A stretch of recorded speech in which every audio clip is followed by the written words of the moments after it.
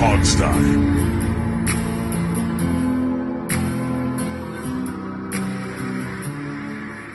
Hey, everybody. Welcome to the Hogstye. It is Alex talking to you. I've got Steve. I've got Dave. If you are listening to this and it is Thursday, hey, there's a game tonight, guys. So good luck staying up and watching that because it's probably not going to be fun. Amazon's probably not happy about this matchup. No. Well, but is it kind of like a Band-Aid, Steve? Because they have to put every team on one Thursday game, I believe. Also get the drags over early. Yeah. I mean, yeah. Would you rather have it now or have it like week 16? Oh, I'd definitely rather have it early. And Yeah, maybe not week 1 though. They had a good game. I mean, I don't have Amazon Prime, so I didn't watch it, but they did have a good game last week. Yeah. Other than the constant concussion problems, they've had some good games, you know. And by the way, just to show how dedicated I am to this show, we are recording this in the middle of a Clayton Kershaw playoff start. Oh, okay? I forgot that Kershaw was starting today. Sorry. Yeah. Well, that's the thing too. I'm actually over here getting ready to watch the Phillies, and I haven't even turned that game on yet. See, I there's a liked mute too, button, Dave. you know, that you guys could always put on. It's on. I have it on. I'm paying more attention to the game than you right now. All right. Well, you know, we had something on our schedule or on our agenda last week that we forgot. So I think we'll get to this first. Dave, you had something you wanted to kind of get off your chest. This is called a rant. A little rant, if you will. Now remember, Dave, the rules are no death threats. That's what we call the Alex rule. So, yeah, that is the Alex rule. You've heard the story about what happened. Yep. So I will let you kind of go if you want to go. Well, first of all, I just gotta keep a level head as I go through. Keep a level head. It's more entertaining. Well, that's the thing, though. I don't feel like having Alex beeping me out every other word. I'm lazy. I'm not doing that. Nah, but seriously, it's I think over the last couple weeks, man, it's been more than brutal, and I'm really starting to see, even kind of going into last week and what we saw with Ron Rivera and his press conferences and so forth. You're seeing how the leadership is from above, Dan Snyder, and how it just rolls right downhill to Ron Rivera. I mean, you look at Mike Tomlin when he had his interview talking about how bad of a start they're having. It was about himself, the coaching staff. They're not getting the players in positions to succeed and so forth. That's what everything is. Ron Rivera, zero accountability on everything in terms of, getting, game preparation and so forth. And I start off with that because obviously that wasn't for last week. I start off with that because that's all we saw with Dan Snyder. Dan Snyder sitting there with that press release from his lawyer talking about, well, everything happened and started under Bruce Allen. Everything happened in what toxic workplace. Excuse me, but the timeline goes before Bruce Allen. Now, Bruce Allen came in and helped foster that. I get that. Bruce Allen did nothing but to just help enable Dan Snyder's behavior. But everything that we've had in the timeline from Dan Snyder up to this point, he has got to take accountability for it, and he refuses to do it. I have always been a fairly optimistic fan. You guys know that. Even from the limited interactions on Twitter I've had with you guys, Sure, on the show here and so forth. It's, and while Steve, rightfully so, has no longer become a fan, I still held on. Granted, I take a different perspective than some of the rah-rah, I'll corrupt go you, team fans. You'll be done by the time you get done with me. But see, I treat this as an expansion team. I'm still holding on. I'm going to continue holding on. That's just who I am. That's who my makeup is, But when I sit here and I listen to Dan Snyder, well, mainly his lawyer, talking about, oh, well, we made all these great changes. We made all these moves to foster a new work environment. And when Bruce Allen came in, he really pushed the envelope in terms of work culture and workplace misconduct and everything. And it's aggravating. It's tiresome. And then when I hear Ron Rivera 2 weeks ago talk about, oh, hey, listen, I understand your frustrations. I was in Carolina off at 3-13-7. I understand. No, you do not understand. I'm sorry. You have no clue. 3-13 from Carolina was only, 4 years removed from them being in an NFC Championship game against Right. Green Bay. I think it was Green Bay anyway that year. We haven't been in an NFC Championship game since when? I mean, 91? Yep. 91. I mean, come on, man. And it's like we've had how many playoff wins under Snyder? 2? 3. 2 Three? wins, yes. 2 wins. Yep. We've had 3 or 4 playoff appearances. Mhm. I mean, it's what we've gone through as a fan base. You've seen the fan base that was rocking RFK, shaking the entire stadium down to its core, cheering. We want the Cowboys. I mean, everything that Steve and I remember from back in then. I was there live in that. Yeah, well, I mean, and I never had that opportunity. Growing up in Philadelphia, my dad was a Steelers fan. I mean, he was mainly baseball, but he was a Steelers fan. My brother's obviously Eagles fans. I never had that opportunity to come out and get was wild RFK. being a little kid in that stadium, man. It really was. I mean, Mhm. I was there at that game. I was right. It was the Daryl Grant fumble recovery. There was right in front of me. It was this very special memory. Oh, that's awesome. I mean, I wish I was there for events like that, but unfortunately, you sit here with Dan Snyder. He came in, he bought the team, he was a fan. Everyone was kind of excited. This guy we didn't know, diehard fan. He was going to do everything for the best for this team. And what did he do for this team? He early on, he wanted to play a little fantasy football, bringing all these over the hill guys. These guys that are well past their prime, and Bruce Smith, Deion Sanders, making all these moves. He wanted to put a nix on the Brad Johnson trade. Thankfully, that didn't happen. And he cut loose Marty Schottenheimer after actually starting off for 2-6, ending up 8-8. We had an identity going forward. Well, no, I didn't agree with Schottenheimer, and what's the GM in Seattle right now? What's his name? The one that we had here. That was here with Schottenheimer. He was here as the lead player scout. Yeah. At that time, I can't remember his name now, but yeah. They had a lot of talent here under Schottenheimer. And you let both of them walk out the door for Spurrier. Yeah. That's all football side. And then we get years later when we find out how he treats his coaches, how he treats his players, in terms of, with the whole ice cream in the office for give me a name. Nolan? Was Ted Lerner? Yes, it was Nolan. Ted Thank Lerner. No. The Lerner thing was him supposedly pouring milk in Lerner's luxury You're right. box. Yeah, we're talking about right. him putting ice John cream Snyder, on the desk by the way, of is a the GM coordinator. of the Seattle Seahawks. Yes, thank you, John Snyder. Thank you. Yeah. And I say all that, and all that kind of convolutes together. I get it, and people want to stop your babble. And the whole point of all this is everything that Dan Snyder did since 1999 up until Bruce Allen was hired. There was not a single season, not a single year, not even bringing in Gibbs. Was there any kind of hope that came from this team under him in this organization? Now, granted, yes, I know what Gibbs did for us here, but he did a lot of that in spite of Dan Snyder, and he did that as a GM coach, which he wasn't really suited for. You talked about that before. Yeah, but look, I really thought the Sean Taylor year they were going to go. No, I get you. That was the one year I had hope. Yeah, but see, all that it was probably born out of tragedy, But yeah.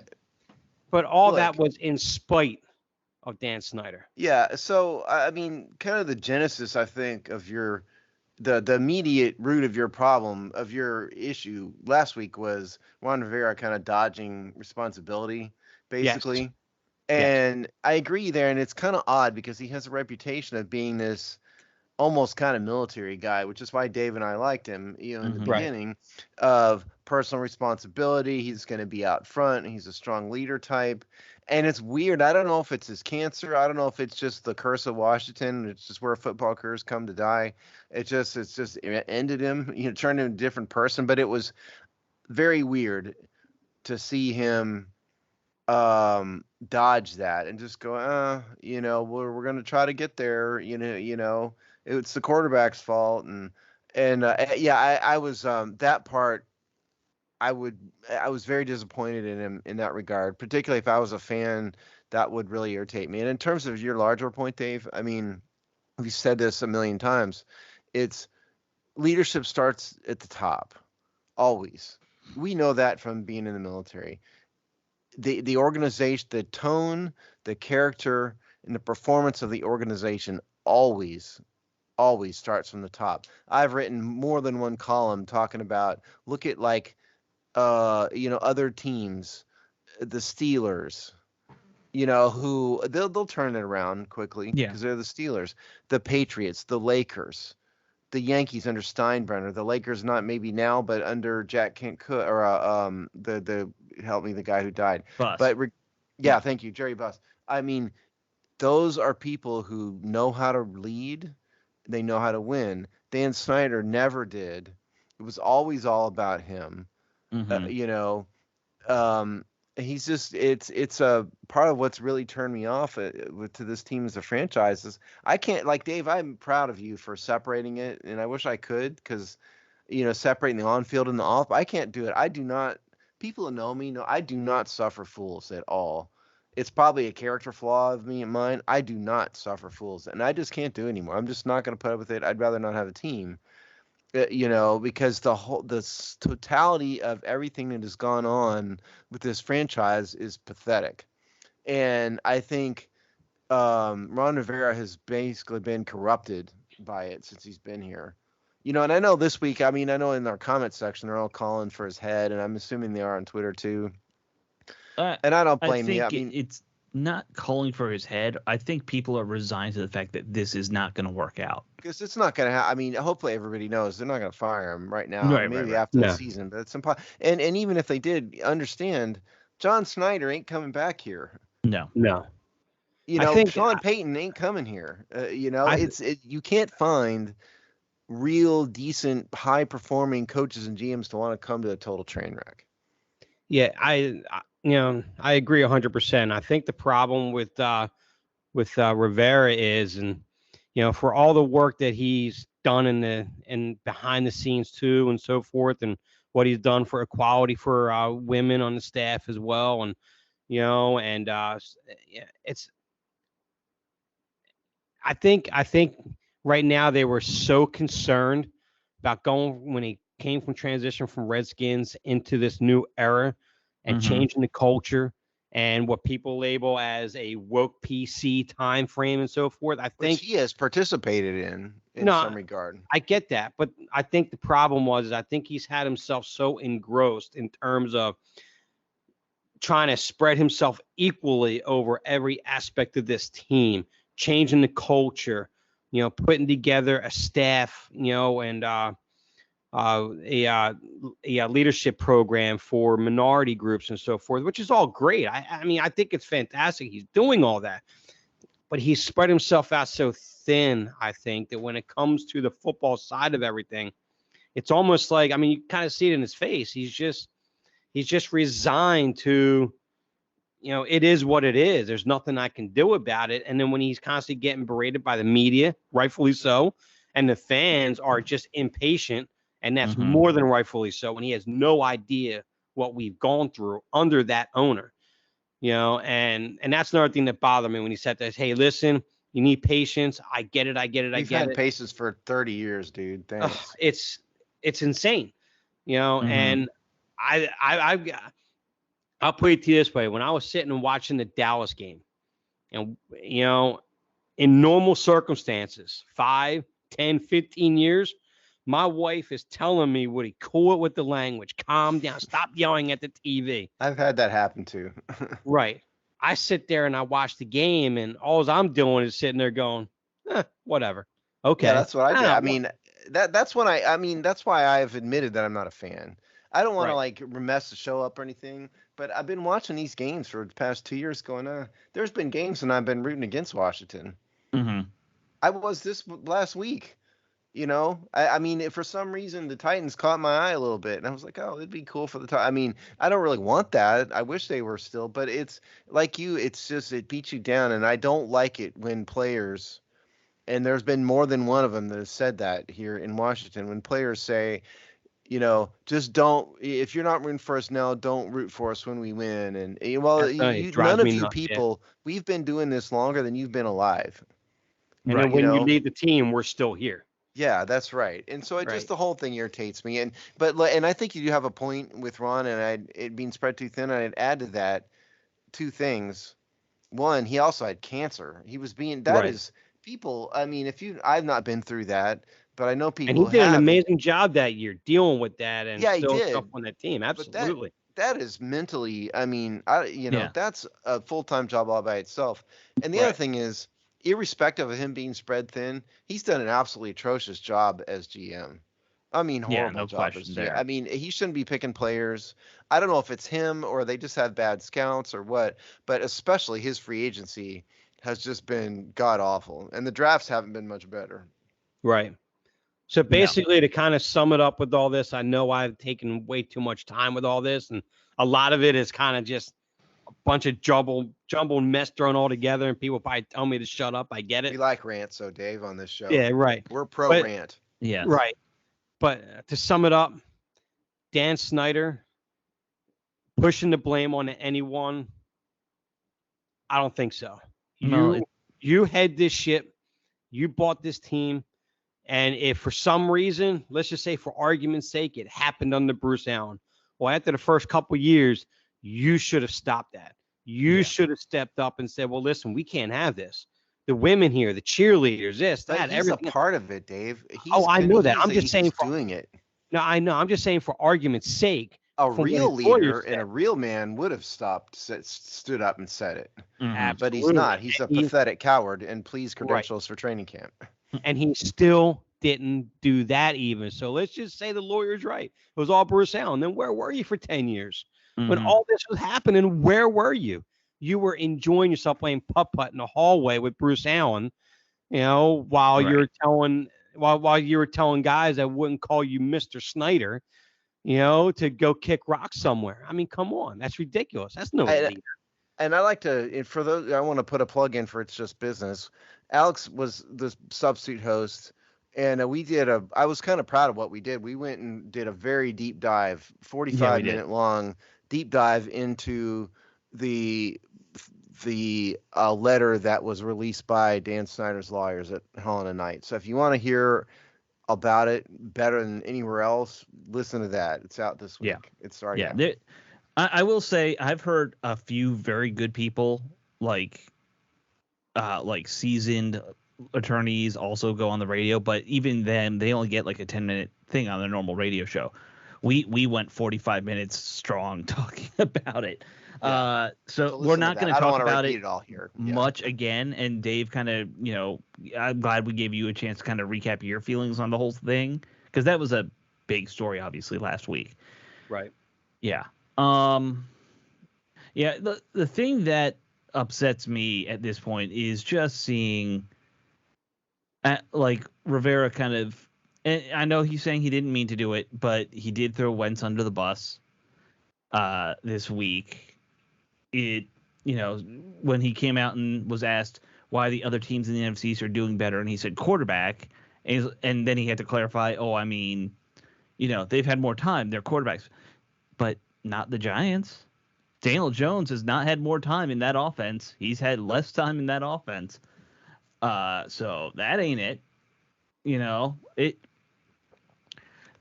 It's so clear to even a schmuck like me who never played professional football. I can watch this and tell you exactly what's going wrong on, play in, play out. You didn't properly, fund your O-line and keep a good O-line around a guy. And you've got a system designed for very long setup on every play. Yep. It doesn't work in the NFL today like it did in the 80s. Well, in the 80s, This is how you played football, is quarterback stands there, he throws it deep. I'll put a plug in for Dave's column here now. And you had a clip, Dave, linked in there that was really. You guys convinced me about the play calling. I just can't defend Scott Turner anymore because I was blaming it on the players, and the players do suck, but he's a huge part of the problem. You linked in there. There's holes in the offense, no doubt. Oh yeah, you linked a clip of a Coach Brown. I don't know who he is. Coach Brown. I don't know who in the world that guy is, but he's clearly a football guy. He did a very good explanation of what went totally haywire on the last play in the Titans game. That was the interception on the goal line. Totally messed up in every way. Go read Dave's column about it. I won't go into too much here, but the bottom line is the pass was directed to the wrong side of the field. Yeah. Number one. Number two, Terry McLaurin ran a horrible route. So did J.D. McKissick.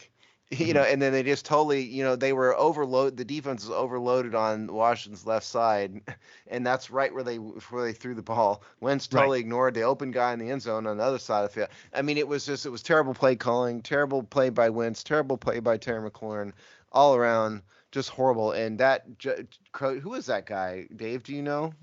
No, I've seen him. Reposted on Twitter a few times. Every time I see him, I keep meaning to follow him. I still haven't followed yet because he's usually he's funny. He's very direct, but he's very intelligent. And when he talks about anything, when he breaks everything down, he's actually a pretty good follow. And to go back to Alex's point in terms of when Rivera said, "Well, we need time." I mean, Alex hit it perfectly. Well, Daniel Jones is there for 1 year in that system. Yeah. Every team in this division in 2 years or less, they have an identity. We know who they are. We know what they want to do. They're prepared. Now, I'm not going to give a whole ton of props to McCarthy. I still think he's an overrated coach. But Dan Quinn and how he has that defense, what he did to Trayvon Diggs as a corner is just amazing. Well, how he utilizes Micah Parsons. He doesn't sit there, okay, Micah Parsons, this is my scheme. This is what you're going to do. No, Dan Quinn goes, this is what you can do. I'm going to develop my scheme around what your talents are. They also brought in great players, though, too. Right, absolutely. So it's just like, but when you look at us and our identity, what is it? We have no idea. We don't know. We don't know what it is. All we get is, we talk to the players. We know what they did wrong. We know what we had to do to change. You're 3.5 years in, or 3 1/4 years in, and you're still talking like this. Your offensive line is worse. Your skill position players are better. I'll give you that. You still have. Core is better. I don't know if the running back group is better. Well, I say better because of McKissick. I really like McKissick, what he brings to the passing game. And I like Brian Robinson Jr., what he has as a traditional running back. I still think it's a pretty nice group right there. But either way, it's still better than what it was a couple years ago than what we had.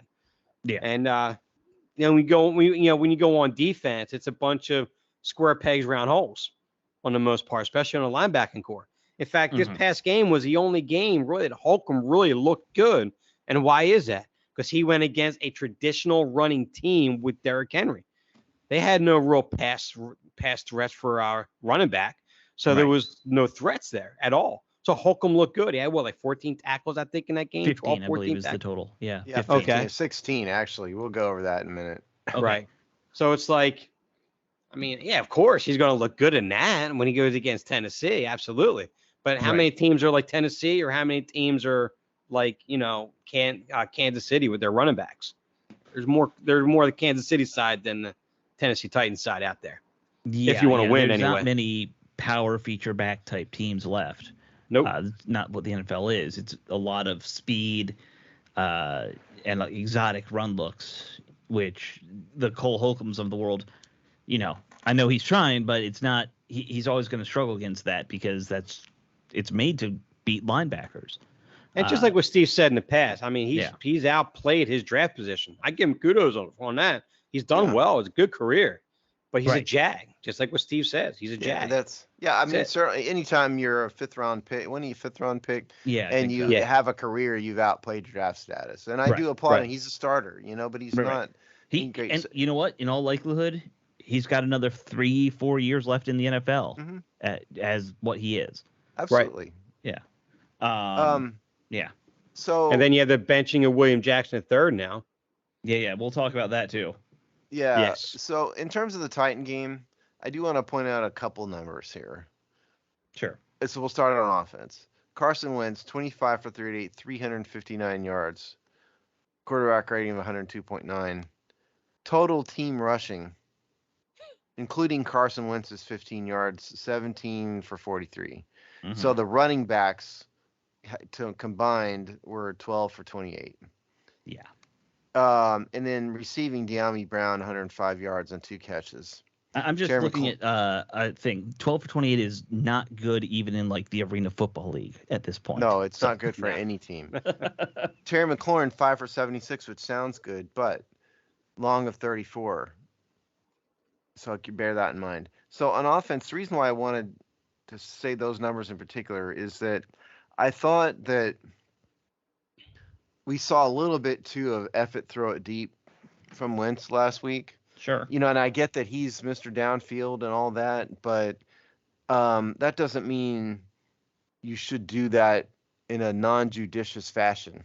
There has to kind of be a plan, and there's a way to go downfield, and you're not just casually launching balls deep at every opportunity, which seemed to me like that's sort of what was going on last week. And in the meantime, correlated to that is you have absolutely no running game whatsoever, just zero. No. That's just terrible. So again, it was a different plan, but it still wasn't a very good plan. And newsflash, Tennessee's defense was nothing to write home about. It really wasn't. And that's not a team that should have held any NFL team to 28 yards rushing from running backs. That's crazy. You had them slightly ranked in ours last week, right? Where they're right around our. Yeah, it was right around there. Yeah, it was right around there. Yeah. I mean, and that's crazy. So I didn't think that Scott Turner's game plan was really all that good. I do applaud De'Ami Brown for showing up for the first time ever. Welcome to the NFL, De'Ami Brown. The reason why I read the Terry McLaurin number, so that means 34 yards, and so that means he was 4 for 43, 4 for 42, and another 4 receptions, which isn't all that great. No, is it? It's pretty average. We haven't seen plus level performance from Terry McLaurin yet this year. Well, we haven't, and part of me, I do wonder if and I've said this about other receivers before, the receiver quarterback relationship doesn't always translate just because you have 2 great players or even 2 average. I think Terry did very well with West Coast short passing guys because his style is not run deep and get open. His style is you get open on a move, on a crossing route, on mid-level stuff a lot more. That's where he's had success in the past, and that's not what Carson's looking for. He's not looking middle of the field. He's not looking at guys doing comeback routes very often. He wants guys running seams, which is not Terry's game. And having played a little bit of wide receiver, and I was a corner really, but I don't count myself as any kind of talent at this, but it does take a while to kind of learn what the quarterback likes, and you do get to a point eventually which you can sort of anticipate what he's going to do and when the ball's going to be there and kind of where it's going to be. Sometimes you just don't gel very well. It just doesn't ever work. Right. It's like, you put 2 great players in a band. Sometimes they just don't play well together. Right. It doesn't mean that they're either one of them are not talented, but it just doesn't work. Now, I do wonder if that's part of what's going on here. Possibly, yeah. Yeah, I'm just going to try to keep from repeating myself as I always keep doing, apparently, talking about Wentz and everything. But I know when a lot of fans are talking about, well, maybe it's time to go to Heineken, it's time to move on, bring in Sam Howell or whatever, like I talked about in the article. But the only problem with that, though, is that you bring in Heineke. We saw what defenses did last year. They're going to take away the intermediate field because they know he can't throw deep. Right. And now with a worse offensive line, he's not going to get near the time he had last year. I do not want them to ruin Sam Howell. Keep him on the sidelines, keep him far away from the field. I don't want him behind this offensive line in no way. And people say, well, what are you going to do? How are you going to change? How are you going to fix it? Carson Wentz is terrible. He's not terrible. He's a good quarterback. You're not playing him to his strengths. You're not moving the pocket. You're not using misdirection. You bring him behind an offensive line, and that's it. And that's a big thing with him. If you don't give him protection, you'll lose him mentally. He's done. That's why he's not an elite level quarterback. He's a good quarterback, but you got to play to his strengths, and you're not doing that.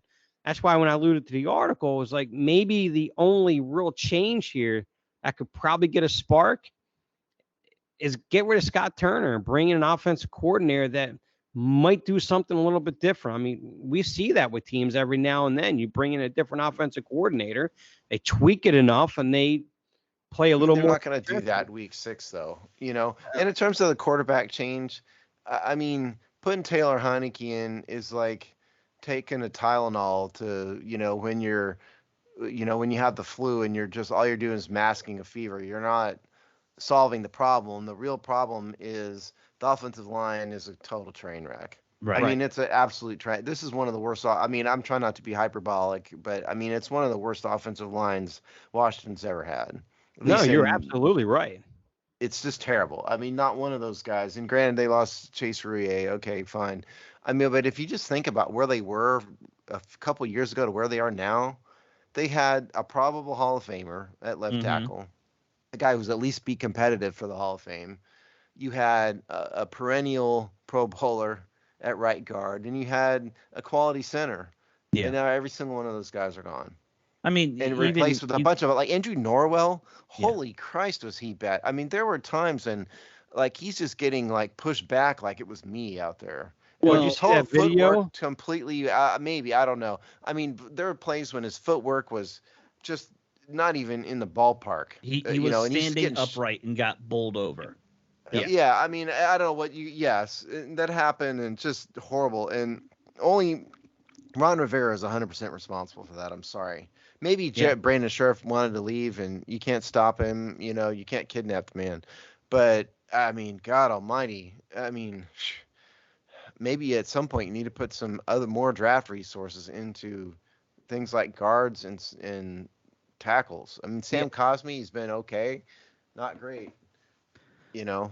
I mean, Sadiq Charles, honestly, when they moved him inside, that seemed to help at least on one side of the ball a little bit. But it's like you guys drafted him as a to tackle. A C, but you drafted him as a tackle. He was a bust as a tackle, right? And that's happened before. Look at Jamin Davis. You drafted him to be an outside linebacker. A middle linebacker is a bust. Yeah. I mean, I just don't know. I didn't mean to get on a deep defensive. No, sorry. Honestly, it's fine that we're pro rant. Remember, Steve? That's true. We're pro rant. Yeah. we're always going to be pro rant from here on out.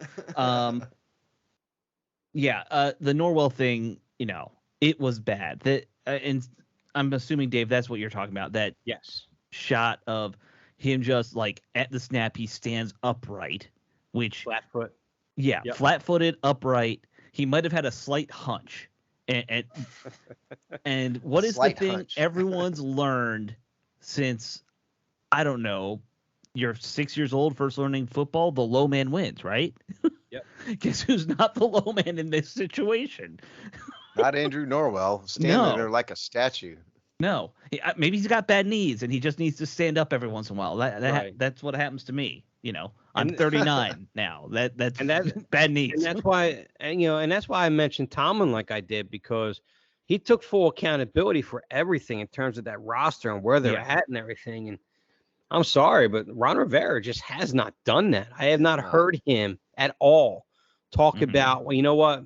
I made some bad decisions where the coaching staff is not doing their job to utilize the talent we have on this team. We're trying to force square pegs in a round hole, whatever it is. He doesn't do it. It's all about, well, the players need to execute our scheme. Well, how about maybe your scheme can't be executed by with the players that we have? How about that maybe? Well, I mean, and again, this starts at the top. Yes. You know, when you're not required to take responsibility, human nature is sometimes to not take responsibility. I said, you know, about Snyder, what Snyder should have done 2 years ago is do a press conference in front of everybody and say, all of this is my fault. I've totally screwed this team up. I was stupid. I ran the team poorly. I hired bad people. I made bad decisions, but it's over starting today. Yep. It is and he never did that, you know, and that Yeah. sets a tone when you just let total garbage and trash and awful behavior go on under you're participating in it. I don't know how you can expect any of your people to act any different. How are you going to expect Ron Rivera to stand up and be a man when the leadership is, you know, in the ditch? And so I think it comes from the top, that kind of thing. It does. And, you know, if you have stand-up people, it does trickle down. Now, I don't know about you guys. I'm not by no means management in my office, but, you know, I at least try to take that. I am. The buck. Yeah, but I always try to say the buck stops with me, you know, like that. But I have many times. Right. I do have a supervisory role in my current position, and right. I have protected paralegals. Sure. I've protected other attorneys. I've taken the blame for stuff. That's you know, what you have to do as a manager. Yeah. You do.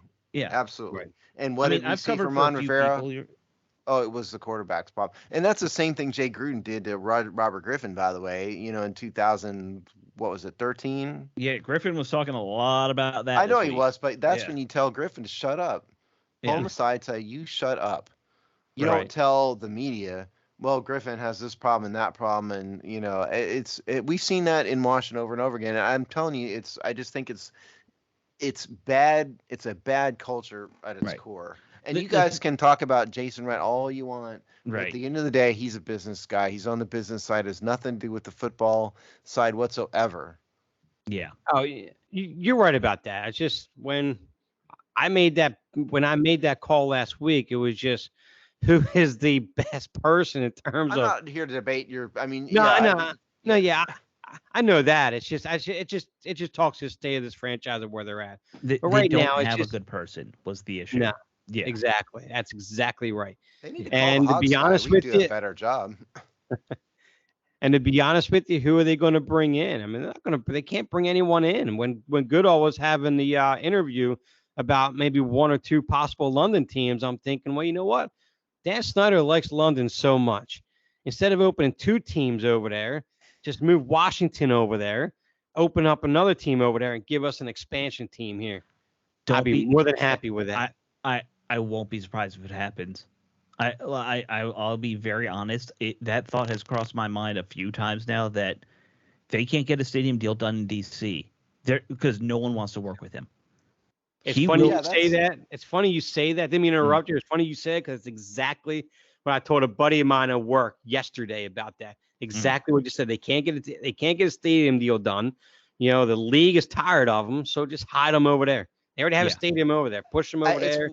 I was having that exact same thought. And for those of you who don't know, I mean, I do commercial real estate in my real life when I'm not a fake reporter, fake sports columnist. You've done a lot of big deals over the years. I've done a lot of really big deals over the years. And sometimes I'm not going to throw a number, but Steve said numbers to me that are crazy. yeah, some of them, yeah. And by the way, when you have deals like that, there's a whole bunch of people involved. I mean, it's not the only attorney involved. Not just you sitting there. It's an army. Yeah, it's an army of people for really big numbers. But point is, sometimes you can kind of tell when a deal has momentum to get done and when it doesn't. And you can kind of tell when it's dying a slow death. I have one doing that right now. It's just dying a slow death because there's a bunch of issues and you just can't get past them. And at some point, people just call King's X on the whole thing. Right. And it's sort of what happened to the stadium. There was a lot of momentum for a while.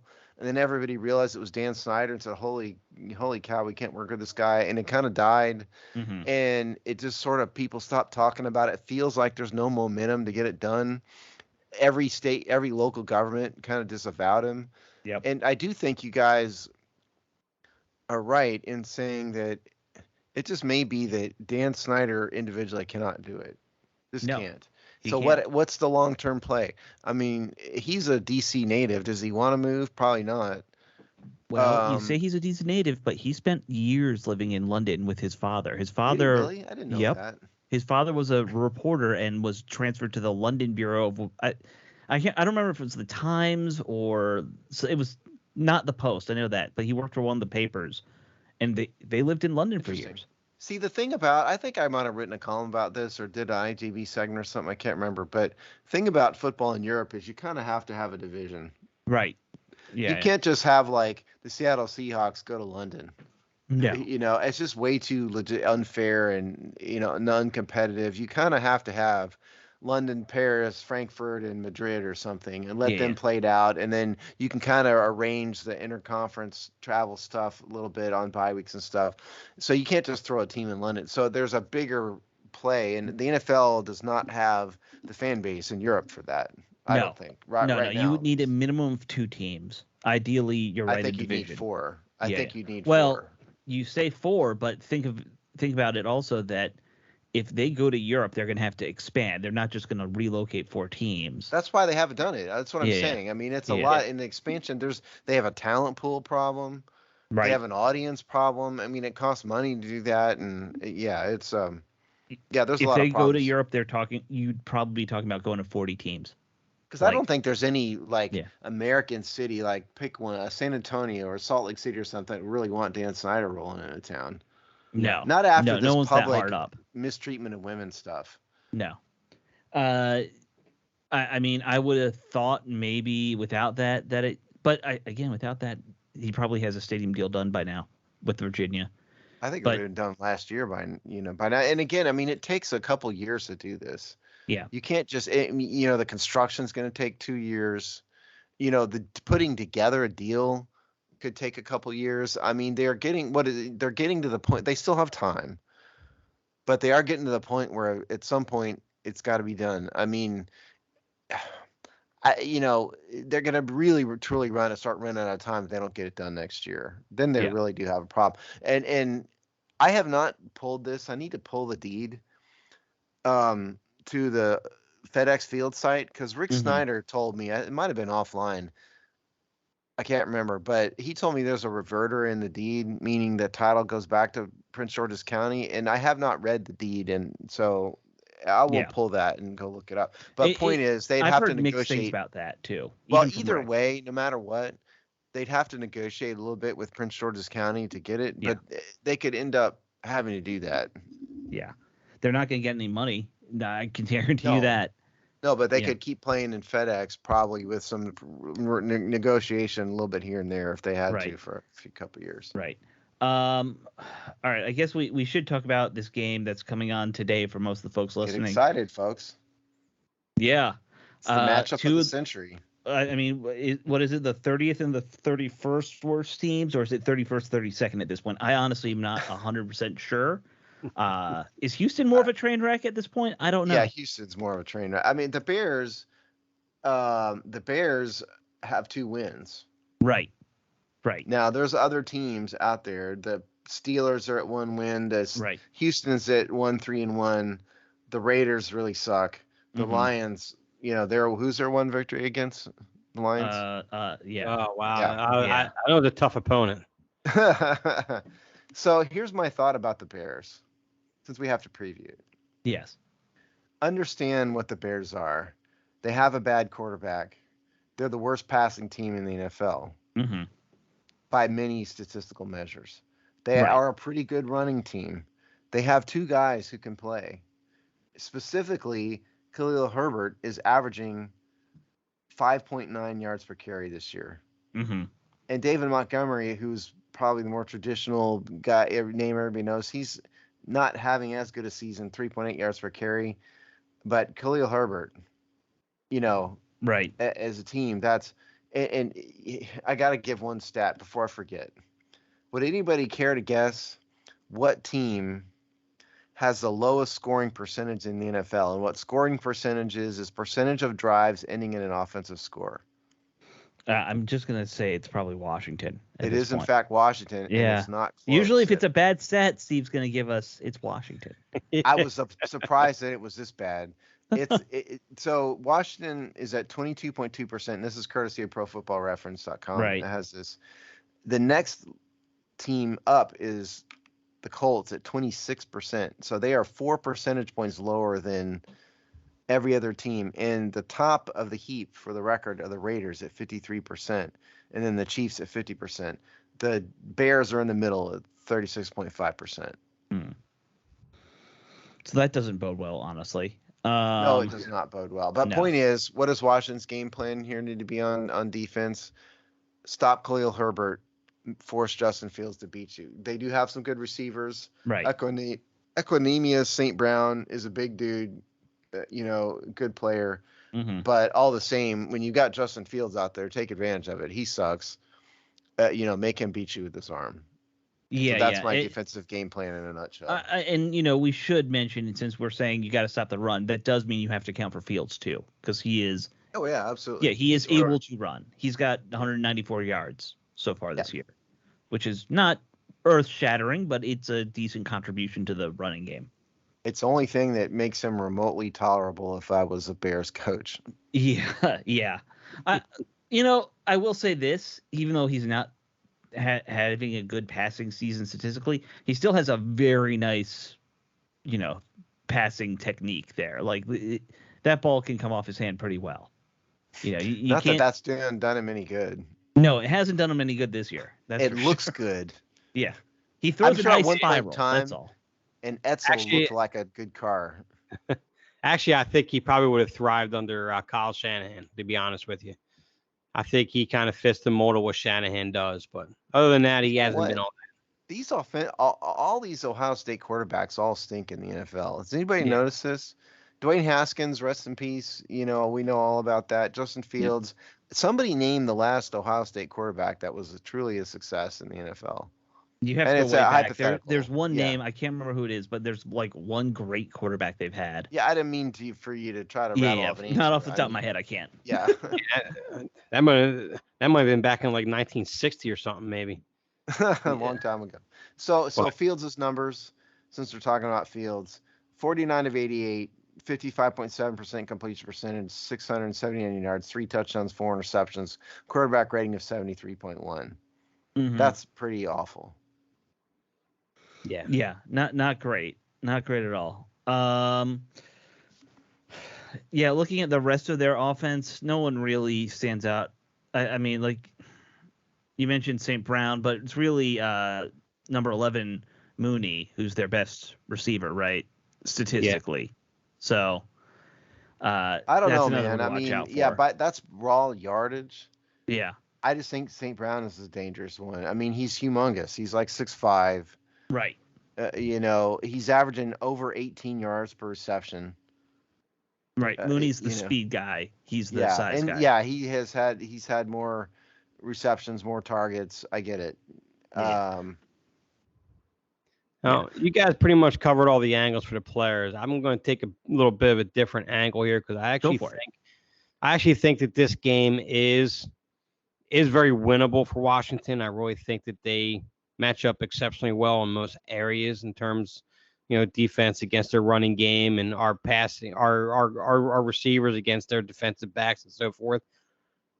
I look at it this way, that winning this game would actually be more detrimental than anything else, because I can see this game being that kind of game to where it's like, see, we're getting it together. See, we're finally putting all the pieces together. So no, you're doing it against a bad team. You're doing it against a horrible team, and it's kind of a weird take to have. I get that, but I see that in the NFL from time to time with teams. You have two bad teams. One team was supposed to have had a pretty decent year while the other one's status quo, which were the Bears. We kind of had that hype a little bit of being a middle of the road, maybe 20, 22 ranked type of team or whatever, with a good offense and a solid defense and so forth. It's a weird take to have, but it's something that I just don't want to see this team go in there, beat up on the Bears, and you see, and all of a sudden it's like, well, see, Scott Turner, he called this great game. Okay, fine, that's wonderful. Look at our defense. Our defense really showed up. We showed up against who, though? Against what? And it's just, I don't know. It's kind of a weird take to take. I know what you're saying, because basically you don't want to give them false hope. Yeah, pretty much. I get it, but on the other hand, you're 1-4. You want to win any by hook or by crook. You want to win a game, I get that. especially on prime time. They don't want to embarrass themselves on Thursday You're night right. football. I'm not rooting for a No, loss. I know you're not, Dave. I know you're not, and I get what you're saying. I guess what I'm saying though is I would want the win no matter what. And I don't think what fan is going to go, oh, their problems are cured, because now you're 2-4 and, you beat up on the Bears. And I don't know. If you're doing that, I can't help you. I mean, if you're that unrealistic about it, we can't help you. I just think Ron Rivera will spin it that way. Maybe. I think Ron Rivera will spin it to where it's like, well, see, we're getting the pieces together. Just stick with us. We had this game. We had this great juggernaut of an offense. We put up like 34 points, and our defense shut down their running game, and we look good, and just stick by us. Come out next week. We can, we need the fans. I'm not buying that. No, I'm with you. It seems like how many they've had 3 home games this year? Yep. I mean the visiting team fan thing has gotten really bad this year. It seems like. Doesn't it seem like to you? Even the Titans had a bunch of Titan fans there. It looked like last week to me. I don't think it was as bad as the Eagles, but look. No, the Eagles would look like a home game for the Eagles. Yeah, well, and that's what happens, unfortunately, here. The fan attendance thing is already starting to fall off a cliff again, which is, I mean, the thing that they really screwed up with that, they knew they needed to have a strong season with this being the first season of your rebrand, and they just face planted. You want to hear something funny? You want to hear how far the mighty have fallen? I got an email. I'm still on Washington's email distro list because I never took my name off it. And I'm not talking about the Hogstye list. I'm talking about like the fan list because I used to be a season ticket holder. And for those of you who didn't know that, I got an email today that offered a 3-pack of tickets for 3 games for $99 plus a $10 coupon at Safeway. I mean, Ooh. Yeah, exactly. I can buy some extra milk at Safeway if I only go to 3 Washington games. But think about that. 3 games, and I don't know where those tickets would have been or where they would have been or whatever, probably up in the nosebleeds. But 3 games, $33 a ticket. And that's not on the secondary market. That was from the team. Yeah. Wow. I mean, they got to be nosebleed seats, but still. I went and saw Tesla at the House of Blues for $40. That was much more entertaining for a $40 ticket. That's almost good enough where I would even go, and I could walk to the stadium. Yes, actually, no one can walk to the stadium because they put it in the middle of nowhere, which is just from Alex's standpoint, they did. I mean, It was if you are from Landover, it's not in the middle of nowhere. No, even if you live in the houses close to the stadium, it's a mile walk. That's. But this game, of course, is in Chicago. So the question is, in addition to playing they have it. The Bears are favored by. Last I checked, it was a point. I don't know what I didn't check the line today. It's kind of a toss-up. Yeah, but it's in Chicago, and Washington has a hell of a history on Thursday night football in particular. Mm-hmm. So can they get their act together enough? Now, part of this is injuries. Right. If you'd like to hear this, it's not good. No. So what we have here. This is as of Tuesday. I don't see the Wednesday list anywhere yet, but Percy Butler, Sam Cosmi, Jahan Dotson, Logan Thomas, Jonathan Williams were all DNP Monday and Tuesday, both. And then William Jackson went downhill with his back. That may be good, not bad. But the idea of having Dotson, Cosmi, and Logan Thomas all out, that doesn't bode well. And then the Bears, by the way, had a very short list. They only had 3 guys on their list. Yeah, and Jackson's apparently not even flying with the team, by the way. Nope. With a sudden sore back that he said he's had for 2 weeks or whatever it is, which is kind of suddenly you have that phantom injury that's why I've not been playing well, right? See, baseball is good at that. Baseball will dump somebody on like the 30-day DL when they're in a slump and say they have a hangnail or something. But football doesn't normally do that, but it sounds like that is what they did. That is exactly what they're doing right now with Jackson. Yeah. And if you're not even flying with the team, that's not good. Like, I don't know what you could get for trading him, but Bag of chips. Yeah. Who's going to trade for him after how bad he's been? I'll take the bag of chips if anyone offers it. I'll be a stale bag, but hey. Hey, I'll take whatever offer I can get. A stale bag of rotten Doritos. Yeah. Well, now there is one silver lining to go into this game, and it goes to Carson Wentz. Yeah. In 6 Thursday night games, he's actually 6-0. He's thrown for over 1,400 yards, 15 touchdowns, and 2 interceptions. Yeah, I saw that stat. I was like, oh, that's a little promising. That's good. I got that off of that. Was it NFL on Prime Video? I think he's also undefeated against the Bears. I might be wrong. I saw another one like that. 3-0 against the Bears as well. Yeah. And 2 of them were him in Chicago. So the question is, given that, right, Dave and Alex, what will your prediction for this game be? Does Washington have enough chutzpah to get it together and actually get a victory? Yes, I think they win this game. I think they actually win it fairly easily, to be honest with you. Really? Yes, I think they actually go probably roughly around 25-13 type of game. Dave, the eternal optimist. Yeah, I'm predicting it's going to be a low scoring kind of thing. I'm guessing like 14-13 win if it's a win. So I just can't good conscience pick Washington to win a game right now. They just look so awful. So I do think it's going to be low scoring. I'm going to say 17-13 Bears. And by the way, I wanted to make sure and give game balls because I was going to pick Washington players this time. In spite of the loss. For this week? All right. Yeah. All right, let's do game balls, and then we'll get to our last thing. Yeah, because before I forget, Cole Holcomb did have a damn good game. All right. He deserves a game ball. And Brian Robinson had a lousy game, but the idea that he was out there at all playing deserves a game ball. So those 2 guys, this 1 week, I'm giving 2 Washington guys game balls. Okay. All right. Will Steve actually will you give game balls if they win a game? Yeah, absolutely. Okay. My theory this year with the game ball thing is I'm just going to give it to whoever deserves it, no matter what side of the ball they're on. Sure. Yeah. All right. Okay. Game balls. So you said Holcomb and Robinson. I think those are 2 good answers, honestly. I'm gonna kind of agree with you on Holcomb, and as much as I like the Robinson answer, you got to go with Brown just on the numbers thing. He got those 2 big touchdowns. So that's how I'll go. So neither one of you guys are going to pick Dax Milne, really? I don't think Mr. and Mrs. Milne picked Dax Milne. No. Yeah. No. I'm about done with that. I was defending him for a while because the whole special teams unit has not been good.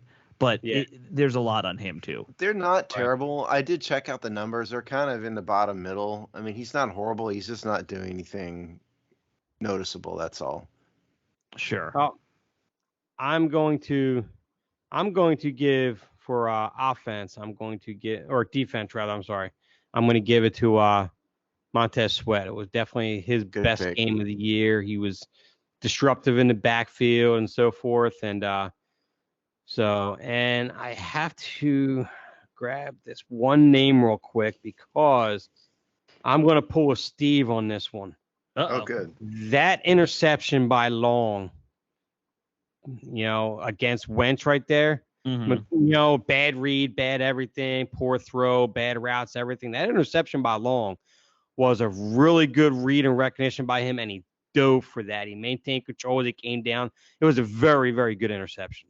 Yeah. So I'm gonna actually give that to David Long, the Tennessee Titans linebacker, for the offensive side of the ball, for Washington's offensive side of the ball. I'm gonna pull with Steve on that one.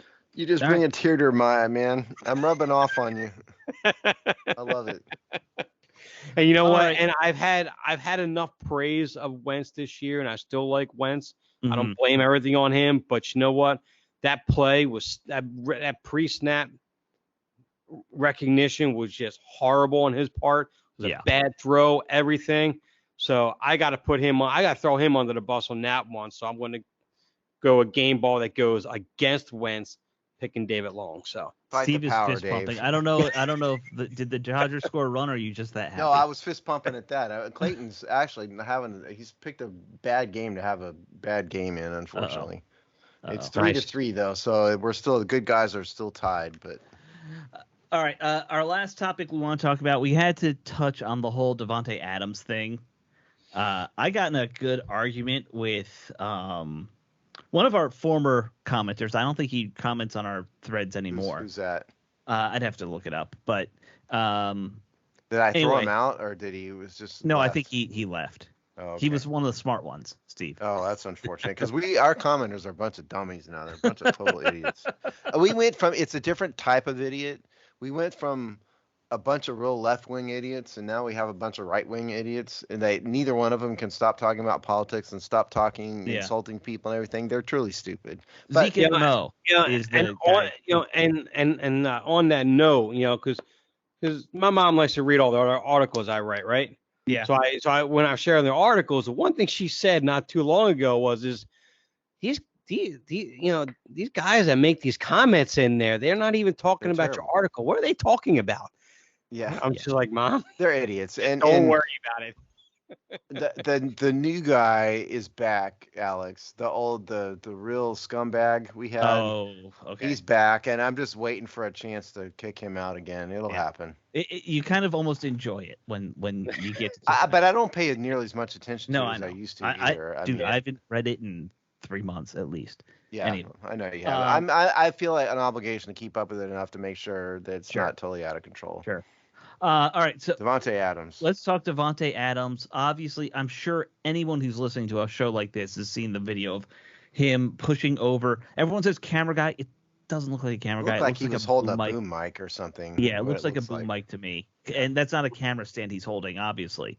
Unless it's a very weird shaped camera.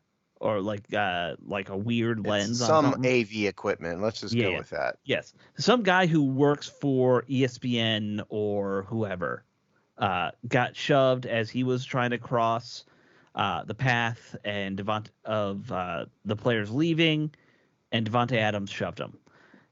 I got in some weird argument with this guy Zeke, who used to be one of our commenters. He's he did used to, yeah. Yeah. He's arguing, basing it off of traffic laws, and I'm like, dude, this is two people. Traffic laws do not apply. He doesn't know what he's talking about. Yes. I at one point I was like, maybe you could try maritime law. Maritime law at least would make more sense than traffic law. Allow the real attorney to explain. Yes.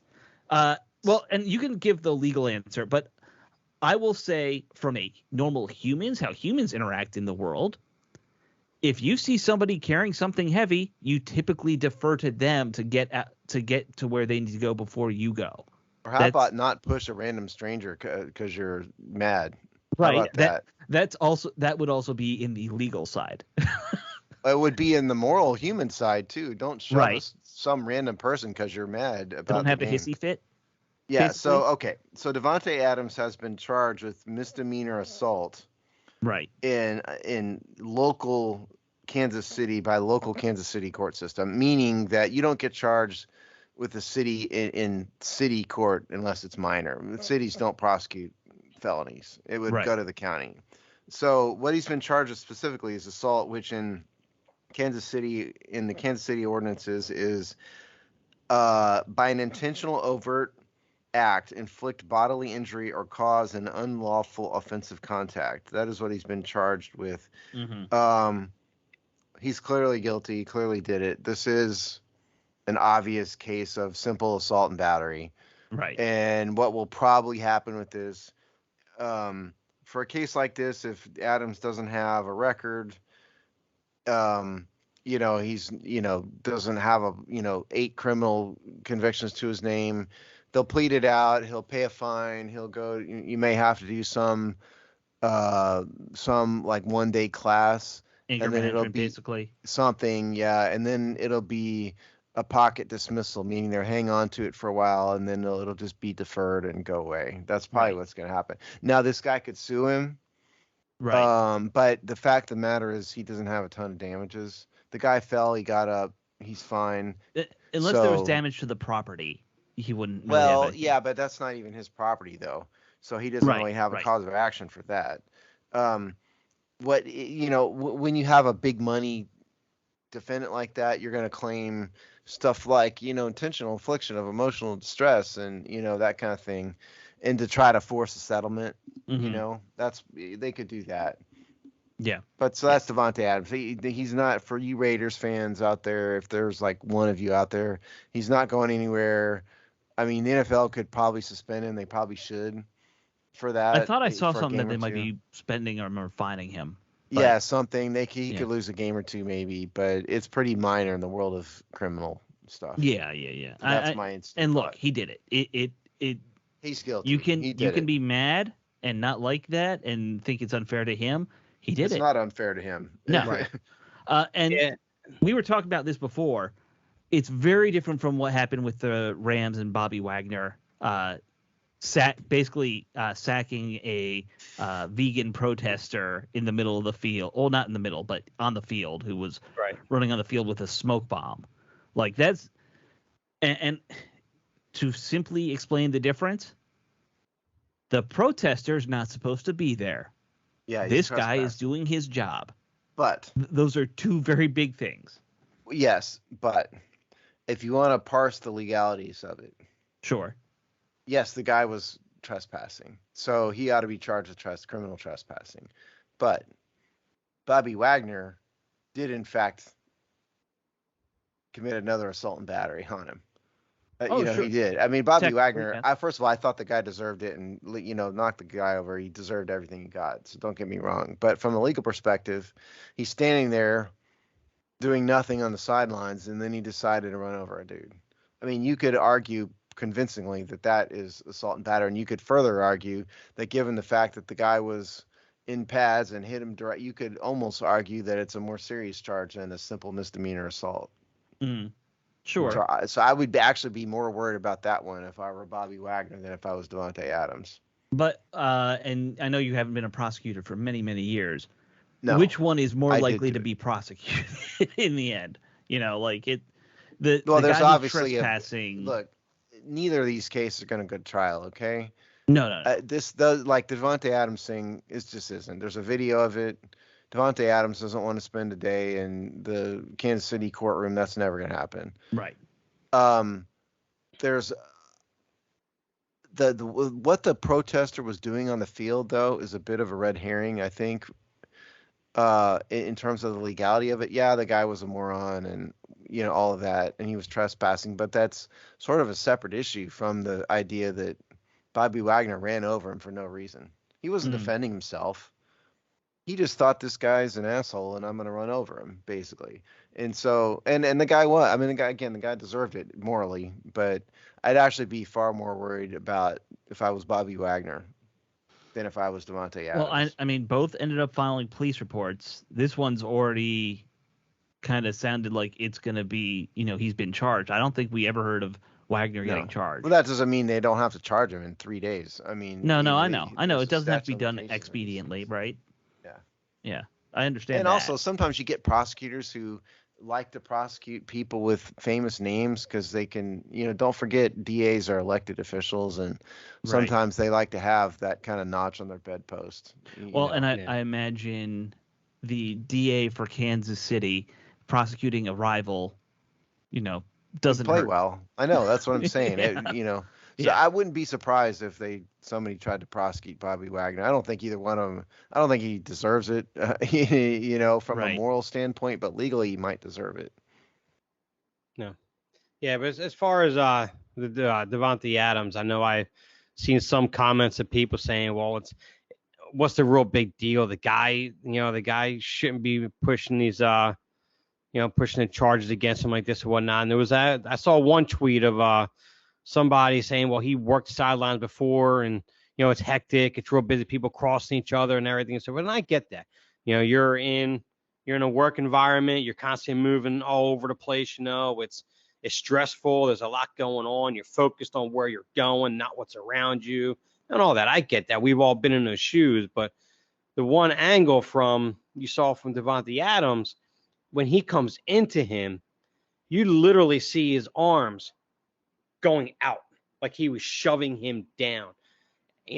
If you collide is one thing, you collide. Okay, that's fine. And even in some cases like that, when you come and you collide with someone and you about ready to knock them over, a lot of people will try to reach out to grab them, try to brace his fall or just hold him up. And you see that a lot. But Davante Adams literally came across some of them, shoved them down, and stared right at him. Then he ran right past him. But don't forget what the element of assault is that I just read you guys. Intentionally, recklessly.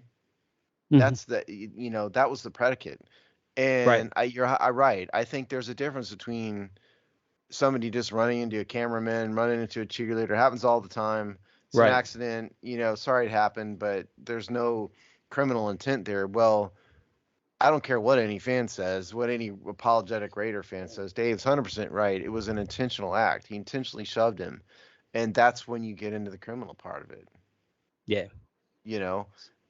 So it's just, I mean, Davante Adams, I just don't. I mean, vent your frustrations some other way. Don't take it out on the poor boom mic guy or whoever he was.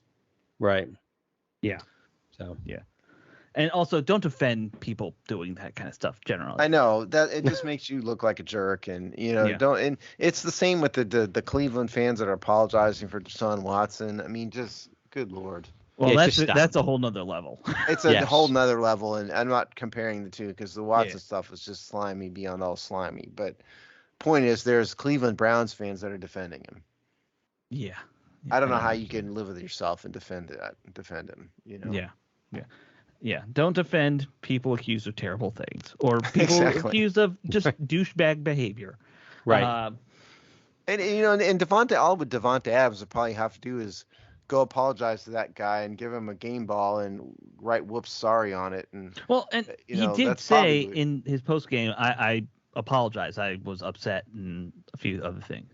Yeah, but bring the guy in, bring him back to the locker room or something, and let him meet the team, and and make a lighthearted kind of thing out of it. If you signed your game worn jersey, give it to him and give him a helmet with the whole team signed on it. Yeah, and so forth, and say, hey, listen, we're going to give you a seat. I screwed up. Sorry, I was mad. I took it out on you. I shouldn't have. And no reasonable person would probably go, okay, let's just let it go. Right. Well, yeah, and we don't even know if this guy will.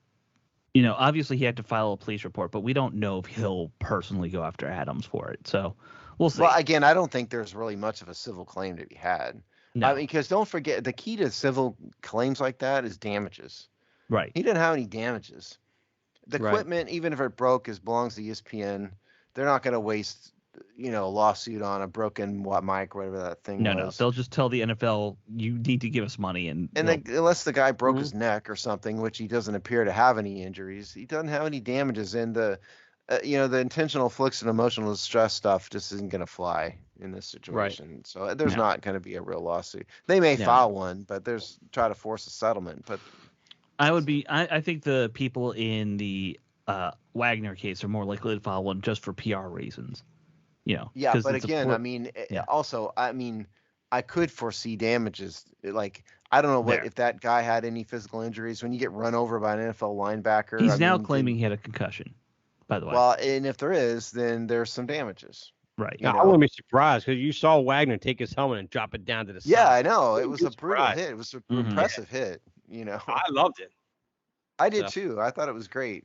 Yeah, he didn't wrap up. Not a great hit. But my legal mind says, NFL player, if you're listening to this, don't run over fans, no matter what they're doing. Right. Let it go. And don't run or test it. I still think it was an elaborate gender reveal is what he was doing. He wasn't really a protester. No, I don't think that guy is in the it. birthing. I don't think that guy is in a position to have a child. If I had to take a stab. No. It was two people. They were doing a protest against the way pigs are raised or some nonsense. Yeah. What they're really doing is just trying to attract attention to themselves. Yeah, exactly. Well, that's generally what you do in a protest. I'm actually surprised it actually made it on national TV because usually they pull the cameras away anymore, don't they? Yeah, they do because you want to discourage it. Yeah. Right. Yeah. I think it was probably the smoke bomb made it hard for them to do that. If you want a pro tip for this, if you're contemplating doing this, do not take your clothes off and run naked. No.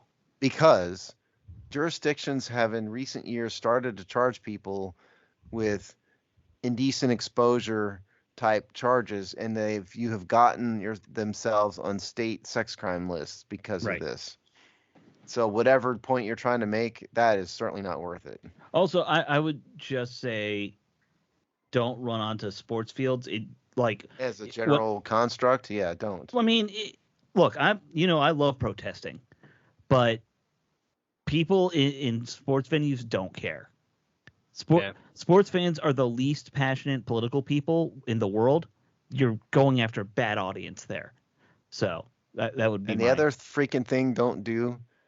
I swear to God, if you block a freeway, I'm gonna run you over. I really, please don't block a freeway. End of random I've thought. blocked enough freeways. It's fun. I would run you over, man. I really would. Don't block a freeway. I don't care about your cause. And if I heard you correctly, I learned something new. There's actually states that'll charge you for a sex crime for running naked. Well, okay, so there are most states have like a sex offender list that's public. So then you can, and so if you get charged with the right thing, running around naked in public could get you on one of those lists, and then your life is over, because then that's going to be every employer you ever had is going to get you on the list. Yeah. I did not know you would end up on a sex offender list like that. You could, if you irritate the prosecutor enough, you could. Yeah. Wow. Yeah, and they have done that to people in past few years. Interesting. From what I hear, there are a few things people get on those lists for that aren't actually what you would think. Oh, that is true. That is true. Okay. Yeah. But again, that all has to do with exposure in public. Right. And there have been cases of, I heard an attorney tell me the other day that there are some cases of homeless folks urinating and defecating on a sidewalk, and they ended up with an indecent exposure charge and end up on that list. I mean, there's some of those you could debate. I don't want to debate that here. No. We can talk. We'll talk about that offline. That sounds like a fun offline conversation. Yeah. And with that, we'll wrap up the show, which I've got to edit quickly and post tomorrow morning. Yeah. So it's late for you guys on the East Coast. Yeah. All right, guys. We will talk to you all next week. Later. Yes, sir. Take it easy.